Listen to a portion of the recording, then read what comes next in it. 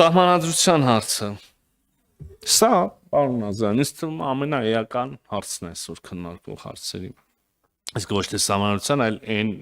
ինչ համատեքստով դուք ներկայացրեցիք։ Ուրեմն կարա լինի տեսական երկու իրավիճակ։ Ադրբեջանը անկեղծ է իր մտահոգություններում, այս մարդիկ անկեղծ են մտածում, մեր սահմանադրությունում կա գրված մի բան, որը մեզ թույլ չի տալու խաղաղ եւ համերաշխ ապրել եւ համագործակցել հետագա տարիներին։ Եթե Ադրբեջանը անկեղծ է, ապա լավագույն ճանապարհը եւ ամենակարճ, ամենաուղիղ ճանապարհը փարատելու այդ մտահոգությունները հենց խաղաղության պայմանագրի ստորագրումն է, որովհետեւ բոլոր լուծումները խաղաղության պայմանագրում են նախ տեքստում եւ երկրորդ եկեք հիշենք վավերացման մեխանիկան։ Ստորագրումից հետո մենք վերցնելու ենք այդ փաստաթուղթը եւ գնանք դիմենք Սահմանադրական դատարանին։ Սահմանադրական դատարանը, որ աշխարհում միակ մարմինն է, որը իրավունք ունի մեկնաբանել մեր սահմանադրությունը եւ ոնց Սահմանադրական դատարանը ասեց ըստ այդմ էլ այդպես է, ուրեմն գնալու ենք հարցնենք Սահմանադրական դատարանին եւ Սահմանադրական դատարանը կարող է ասել, որ այս թուղթը, որտեղ գրված է, որ Հայաստանը ճանաչում է Ադրբեջանի տարածքային ամբողջականություն Ալմաթայի համաձայն եւ ԽՍՀՄ փլուզման, ուրեմն պահին երկու երկրների միջև եղած սահմանների շրջանակներում այդ դա համապատասխանում է սահմանադրությանը, ուրեմն վերջ, Ադրբեջանի մտահոգությունը փարատվեց։ Ասի Սահմանադրական դատարանը, որ դա չի համապատասխանում իրականությանը, ուրեմն Ադրբեջանի մտահոգությունները փաստացի արձանագրվում է, որ տեղին են։ Ես տեսական դատողություններ եմ անում, որտեղ այլ չի կարող լինի, տրամաբանական չի։ Այդ ժամանակ էլ մենք կորոշենք արդեն մեր անելիքը, եթե հանգարց ասի, որ չի համապատասխանում։ Մեր իշխանությունը կոնկրետ քաղաքացիական պայմանագիրը կգա ժողովրդին կասի, բայց սա շատ անհավանական է երկրորդ սցենարը,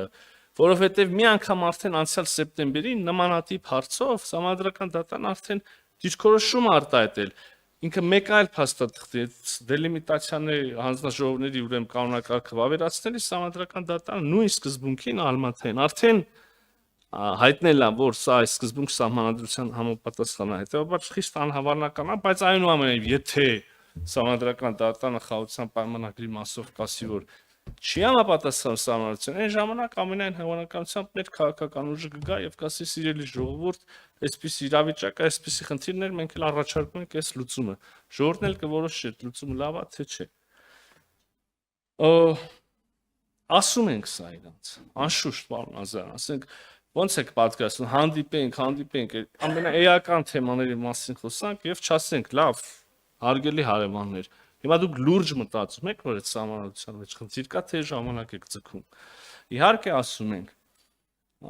ցավոք սրտի ես չեմ կարող ասել, որ ես ստացել եմ, ես կամ մեր մյուս գործընկերները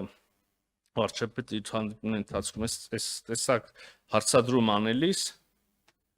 ունենք լիարժեք եւ սպառիչ ադրբեջանական կողմի պատասխան, որը ես կարող եմ ձեզ հիմա ներկայացնել։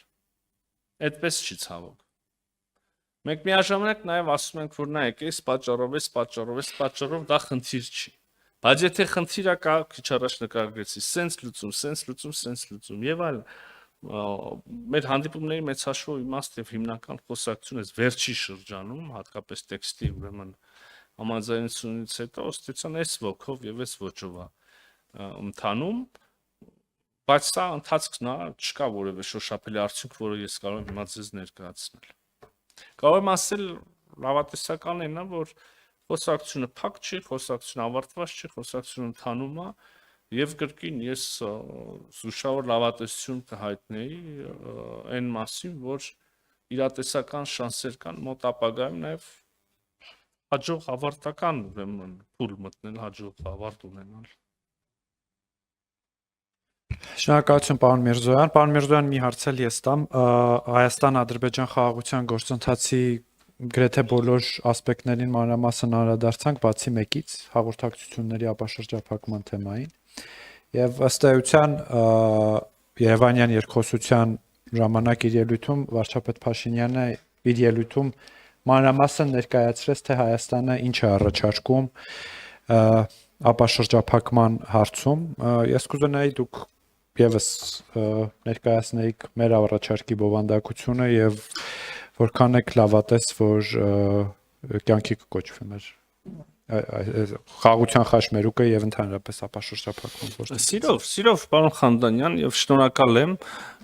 Մենք առաջի անգամ չի, մեկ անգամ չի, որ իլուր աշխարհի եւ նաեւ երկու շփումներում, նույն ադրբեջանցիների հետ երկու շփումներում, փակ հանդիպումներում ասել ենք, որ Հայաստանի Հանրապետությունը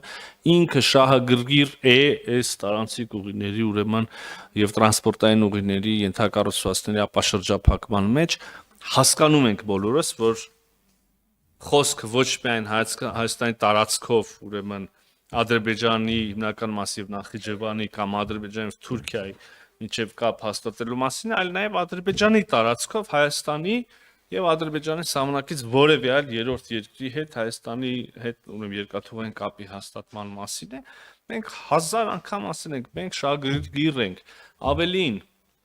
մենք նույնիսկ մեկ մյուսի հետևից նոր կառուցողական առաջարկներ, ինչ որ մոդելներ, ինչ որ դետալներ ենք առաջարկել ադրբեջանական կողմին,